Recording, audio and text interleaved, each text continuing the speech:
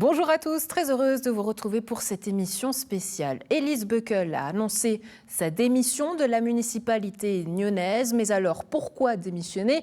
Comment a-t-elle vécu cette crise et quel sera son avenir politique? Pour la première fois depuis sa suspension, l'élue nyonnaise et verte est avec nous et a accepté de répondre à nos questions sur ce plateau. Élise Beukel, bonjour. Bonjour. Merci beaucoup d'être avec nous. Alors, au lendemain de cette annonce et de cette démission, la vôtre, comment déjà est-ce que vous vous sentez?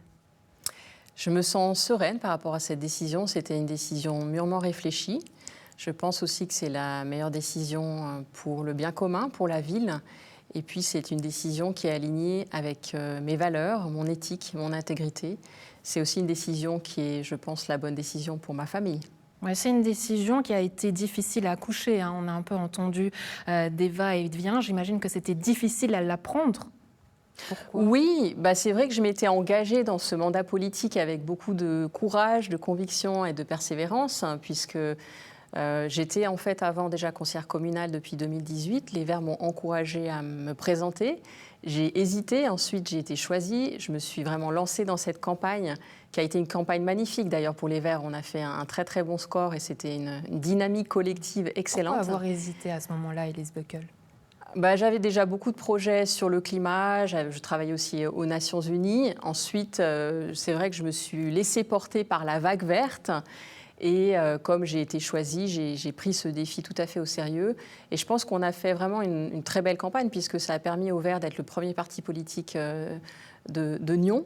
Ensuite, bien sûr, quand je suis arrivée à l'exécutif, j'ai pris connaissance de plusieurs dossiers sensibles, un sur l'eau, où les choses sont rentrées dans l'ordre rapidement, et un autre sur les ressources humaines au sein du service de l'administration générale. Et la crise, en fait, datait d'avant mon arrivée, et puis malheureusement, elle s'est aggravée pendant mon absence. Ouais, ça veut dire quoi? C'était des dossiers sensibles, mais pourquoi? Qu'est-ce que vous sous-entendez par là? Quand on touche à l'humain, c'est toujours très sensible, et c'est vrai qu'il y a beaucoup de personnes qui ont été en souffrance. Donc aujourd'hui, je voudrais bien sûr leur exprimer ma sympathie, mon empathie. Je pense qu'il y a besoin de bienveillance, d'écoute et de dialogue par rapport à toutes ces personnes qui ont été en souffrance.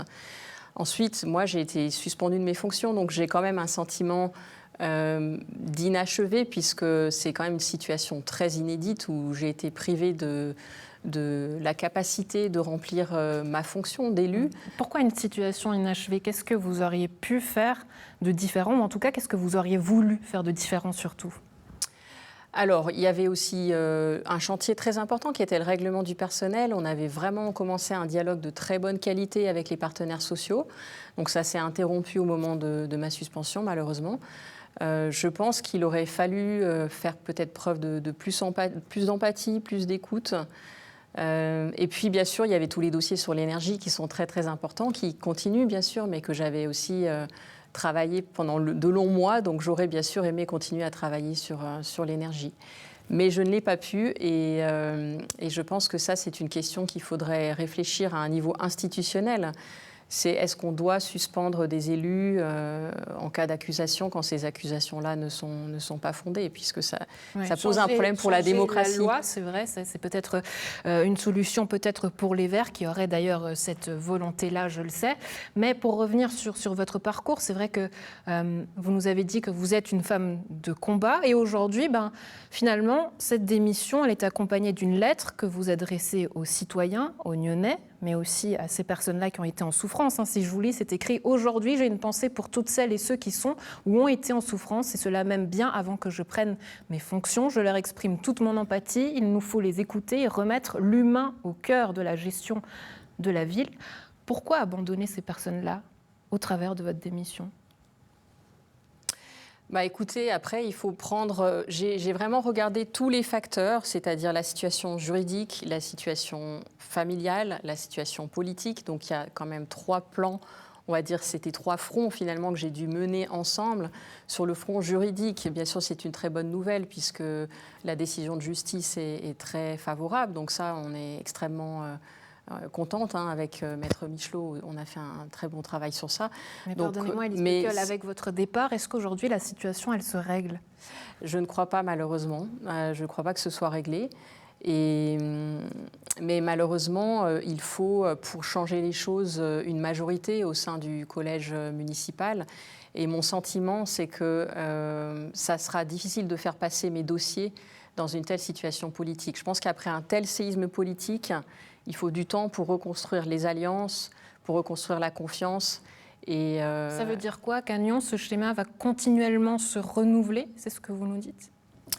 Je n'en sais rien, mais je pense qu'effectivement, il faudrait du changement. Moi, je prends ma part de responsabilité, finalement, puisque j'ai décidé de lâcher prise. Je pense que ça m'a pris aussi beaucoup de courage. Je pense que le vrai pouvoir, c'est aussi le pouvoir intérieur, de faire preuve de clairvoyance par rapport à une situation, de faire preuve d'empathie et de lâcher prise. Maintenant, aux autres personnes de prendre leurs responsabilités. Mais il me semble qu'il est important. Aujourd'hui, c'est quoi, Elise Buckel? Parce qu'on se souvient, hein, vous aviez également posé la question du est-ce que le syndic Daniel Rossella doit rester en place? Aujourd'hui, c'est vous qui avez pris la décision de le quitter. Alors moi, j'ai pris la décision de donner le pouvoir aux Nyonnais de choisir la suite, en fait. Donc finalement, en partant, ça déclenche des nouvelles élections. Je ne peux pas me prononcer sur les décisions des autres membres de l'exécutif, mais en tout cas, moi, j'ai pris ma part de responsabilité dans le sens où je pense qu'après un séisme politique comme celui-là, il faut absolument qu'il y ait une période d'apaisement, de calme et de renouvellement. Et si on voit aussi ce qui s'est passé à Vevey, il y a eu finalement un renouvellement complet. Donc voilà, la question se pose, est-ce qu'on doit attendre 2026 ? Moi, j'ai fait mon choix en tout cas et je suis tout à fait sereine par rapport à ce choix. Ouais, c'est un choix qui découle de nombreuses négociations. Hein. Vous vous êtes engagé à démissionner, à ne plus vous représenter lors d'élections complémentaires, mais également à refuser toute indemnité financière. Est-ce que c'est ce que vous vouliez ? Mais bien sûr, c'est pour moi très important de pouvoir décider en pleine autonomie. J'avais une inquiétude, bien sûr, sur mes frais juridiques, puisque c'était un processus quand même très coûteux, pas seulement moralement, mais aussi en termes de ressources. Maintenant, moi, je suis très fière de partir la tête haute. Je ne dois rien à personne. Et donc, en alignement aussi avec mon éthique et mon intégrité.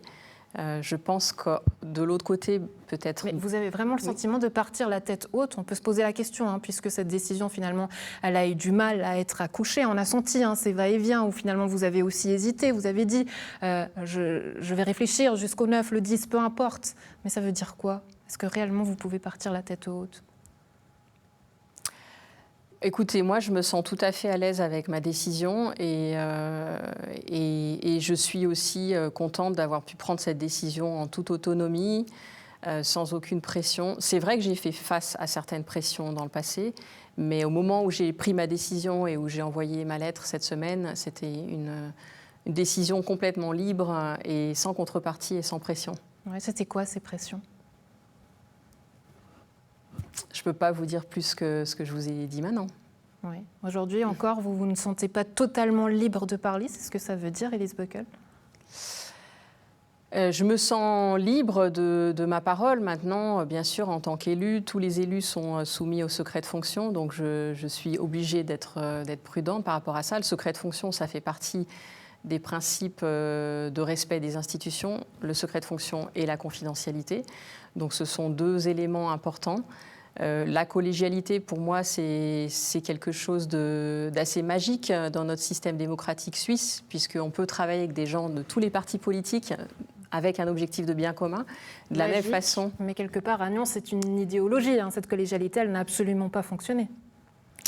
Elle n'a pas fonctionné malheureusement dans mon expérience, mais il faut espérer qu'il y ait plus de bienveillance, d'ouverture et de dialogue à tous les niveaux dans les prochaines semaines et dans les prochains mois. Oui, comment vous vous êtes senti justement quand l'exécutif incorpore tout le monde sauf vous, même votre collègue de parti, Pierre Vallenne des Verts, a finalement déposé plainte contre vous? J'ai été très étonnée. Pourquoi ? Parce qu'à ce moment-là, pour moi, on allait déjà vers la paix et la réconciliation. La crise était passée, on avait déjà pris des décisions. Donc je pense que c'est lié à d'autres événements qu'il y a eu dans la presse, puisque je sais que le journal Le Temps a sorti un article juste après, dont je n'étais pas au courant à ce moment-là. Donc c'est peut-être à cause de ça, mais j'avoue que j'ai été très surprise, oui.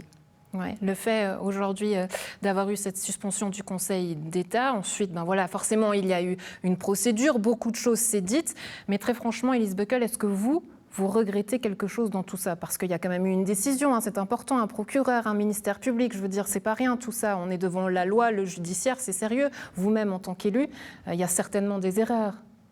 Moi, je ne regrette rien du tout. J'ai le sentiment d'avoir accompli mon devoir de fonction, qui était de faire respecter le droit du travail, de protéger la santé des employés.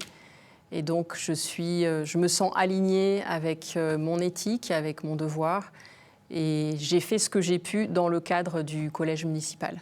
Ouais, je sais que vous êtes en lien avec les citoyens, il y a un collectif qui existe, cette santé du travail et des citoyens. Aujourd'hui, est-ce que vous continuez à garder contact peut-être avec les employés de la ville de Nyon ? Alors, les employés, pas spécialement, non. Par contre, c'est vrai que j'ai eu beaucoup de soutien ces derniers temps. Bien sûr, j'ai le soutien de mes proches, de ma famille, de mes amis à Nyon. Donc, je sais qu'il y a une forme, je ne sais pas si on peut appeler ça, une forme de résistance citoyenne, collective.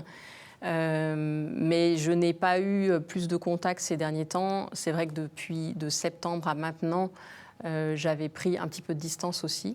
Donc voilà, mais je pense qu'effectivement, ce que j'entends, en tout cas des messages que je reçois, c'est qu'il y a beaucoup de citoyens nyonnais qui aimeraient que ça change. Ouais, il y a eu des lettres anonymes même qui ont été adressées à la rédaction de Nyon Région Télévision, mais aussi au Conseil, où les citoyens demandaient notamment aux élus de ne pas abandonner, aux conseillers communaux. Aujourd'hui, vous, avec cette démission, quelque part, vous abandonnez, mais vous leur dites quoi à ces personnes-là ?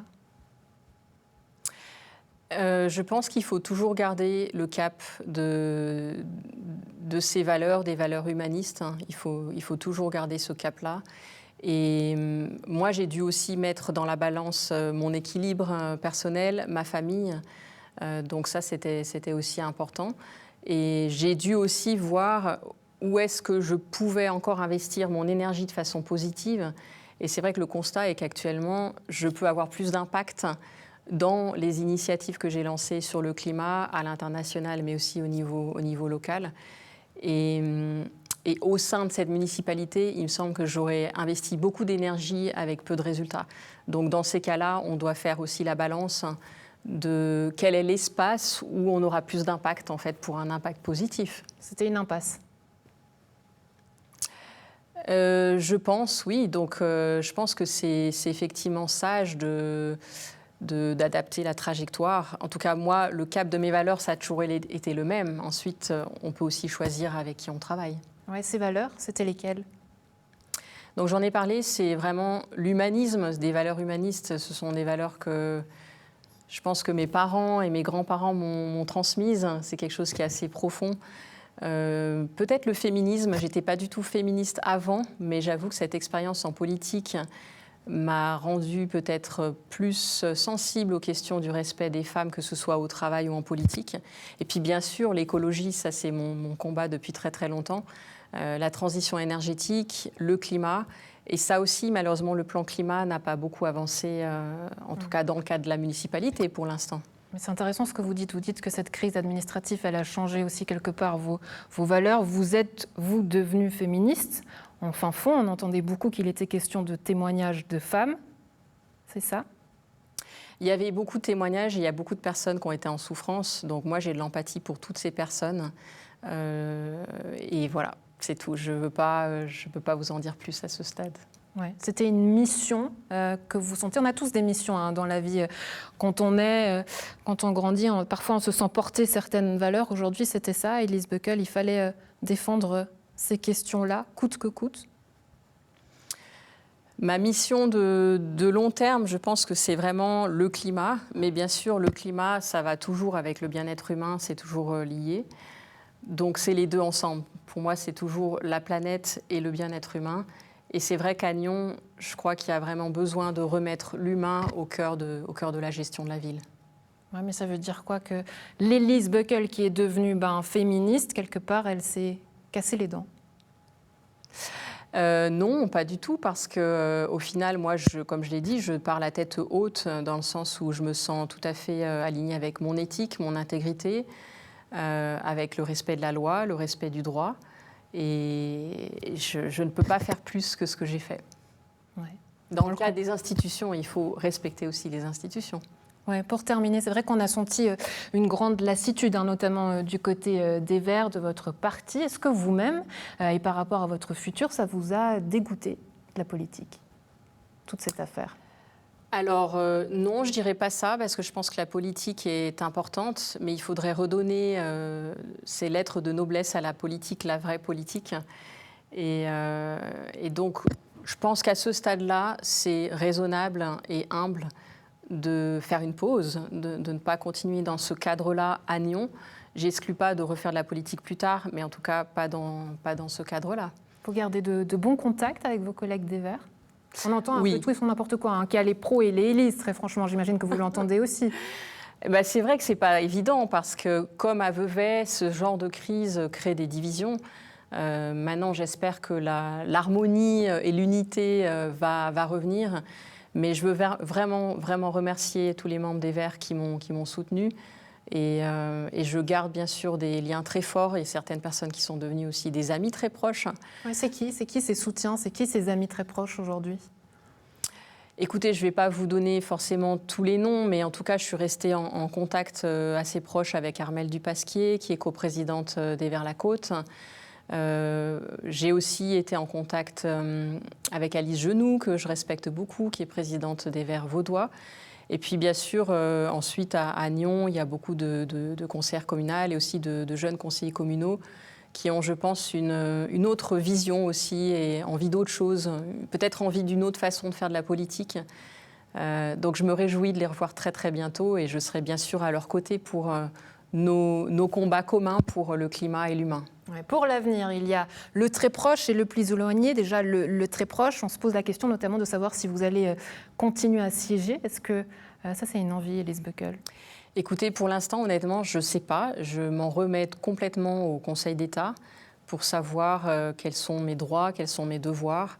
Donc, je ne peux pas encore répondre à cette question. Je pense qu'il faut qu'il y ait des discussions avec le Conseil d'État, avec la municipalité. En tout cas, moi, ce que je souhaite, c'est bien sûr honorer mon mandat jusqu'au bout, c'est-à-dire le mandat pour lequel j'ai été élue. Je me sens responsable par rapport aux citoyens qui m'ont élue. Et je m'en remets aux institutions, en fait. Je ferai les choses dans le respect des lois et des institutions. Enfin, pour un avenir proche aussi, c'est la COP27. Vous allez partir, vous l'avez annoncé dans les médias la semaine prochaine. Avant d'en parler, j'aimerais savoir, c'est vrai que ces organisations internationales, ça fait partie de toute votre carrière, c'est votre parcours, Elise Buckel. Mais est-ce que c'était finalement à l'opposé de votre travail en tant qu'élue? Est-ce que finalement, Elise Buckel était compatible pour ce métier d'élu politique? Alors, je pense que l'action internationale et l'action locale sont au contraire très complémentaires. C'est vrai qu'au moment du Covid-19, je me suis beaucoup recentrée sur l'action locale avec les Verts au Conseil communal, peut-être aussi parce que dans ces situations de crise sanitaire, la ville et la communauté, ce sont des maillons de connexion, de résilience qui sont très forts. Et de toute façon, je suis convaincue que les villes doivent jouer un rôle important pour la transition énergétique et pour la résilience. Maintenant, c'est vrai qu'il y a des différences, mais il y a aussi des similitudes, puisque aux Nations Unies aussi, il y a beaucoup de protocoles, il y a beaucoup de règles institutionnelles à suivre. Il y en a même peut-être plus aux Nations Unies. Mais ce que je trouve intéressant, c'est que ce soit à la municipalité ou aux Nations Unies, on apprend à travailler avec des gens qui pensent différemment.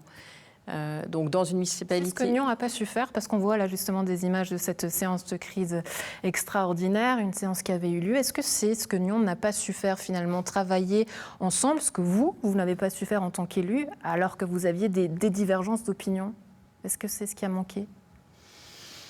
Je pense que ce dossier sensible a créé des difficultés depuis le début de la législature. Ensuite, je crois que c'est aussi un besoin de dialogue. Le dialogue, il faut qu'il soit réciproque, il faut qu'il soit des deux côtés. Ouais, c'est-à-dire des gens qui parlent, mais des gens qui écoutent aussi. Mm-hmm. Ouais, c'est ce qui n'a pas été fait. Je pense qu'à Nyon, actuellement, il y a un manque de dialogue, il y a un manque d'écoute et de bienveillance. Oui. Ouais. Bon, pour terminer sur votre avenir, puisque je le disais, la COP27, quelle sera votre mission? Qu'est-ce que vous allez y faire rapidement? Ça m'intéresse. Alors, à la COP27, nous y allons pour une initiative qui s'appelle She Changes Climate, les femmes changent le climat. qui est une initiative qu'on a co-créée avec Antoinette Vermillet et Bianca Pitt. Et notre principale demande, c'est 50% de femmes au sein de la présidence de la COP27, puisqu'on pense que la parité homme-femme, c'est un facteur de succès, un facteur de réussite, que ce soit au niveau des conseils d'administration des entreprises, au niveau des parlements ou des gouvernements. Quand on a de la diversité, l'égalité homme-femme, mais aussi plus de jeunes, ça nous amène à prendre des meilleures décisions pour les générations futures. Ouais, ça me fait poser peut-être une question de curiosité par rapport à cet exécutif. Ben voilà, il y aura ces élections complémentaires. Il faudrait qui, du coup, Elise Buckel, une femme ou un homme? Bien sûr que j'aimerais que ce soit une femme. Je pense que ce serait très bien. Après, on va voir aussi qui se présente. Et à partir de là, il faudra voir qui a l'étoffe, qui a la motivation pour reprendre le flambeau. Ouais, qui serait un bon profil? Écoutez, je ne peux pas vraiment vous dire. Moi, j'aurais bien aimé que Armelle Dupasquier se présente, mais je pense que ce n'est pas son intention actuellement. Donc, nous, au sein des Verts, de toute façon, on va avoir une primaire. Et c'est à partir de cette primaire que le choix sera fait. Ouais, on entend beaucoup dire qu'il s'agit d'une candidature suicide, parce que quelque part, il sera très difficile de pouvoir travailler dans les conditions qui se présentent. Vous en pensez quoi? Je pense que ce sera effectivement pas très facile. Donc il y a encore un autre choix, c'est de proposer aucun candidat. Mais ce que j'entends dans le dialogue avec mes collègues Verts, que j'ai vu encore aujourd'hui, c'est plutôt d'aller vers une primaire et une candidature. Mais il faut que ce soit une candidature peut-être d'une personne qui est prête à s'engager dans l'élection sans avoir trop d'attentes. Je pense que ce serait bien sûr une excellente nouvelle que les Verts récupèrent ce siège, mais on ne peut pas avoir de garantie. Ouais, les Verts feraient campagne avec ses colistiers, le PS, la campagne, la plateforme reste. Elle pourrait rester, vous imaginez, pour cette prochaine campagne complémentaire? Idéalement, il y a toujours une dynamique de plateforme. Maintenant, c'est un petit peu différent puisque c'est un siège, ce n'est pas plusieurs sièges. Elise Buckel, merci beaucoup de nous avoir accordé ces instants. Avant de vous laisser partir, encore une toute petite dernière question. S'il y avait un message, un mot, qu'est-ce que vous voulez dire aux citoyens pour terminer sur votre lettre, celle que vous adressez aux citoyens? C'est un message d'espoir surtout. Je pense que parfois le changement prend du temps, mais il faut toujours garder l'espoir qu'il y a un changement qui est possible et qu'on peut aller vers une situation meilleure pour la ville et pour tous les citoyens. Ouais. Pour les élus, qu'est-ce que vous leur dites? Pour les élus au conseil communal, je pense qu'il y a besoin peut-être de plus de clairvoyance et de plus de dynamisme. Ouais. Pour l'exécutif? Je ne ferai pas de commentaires sur ça. Très bien. Merci beaucoup de nous avoir accordé ces quelques instants. Très belle journée à vous, Elise Buckel. À très bientôt. Merci.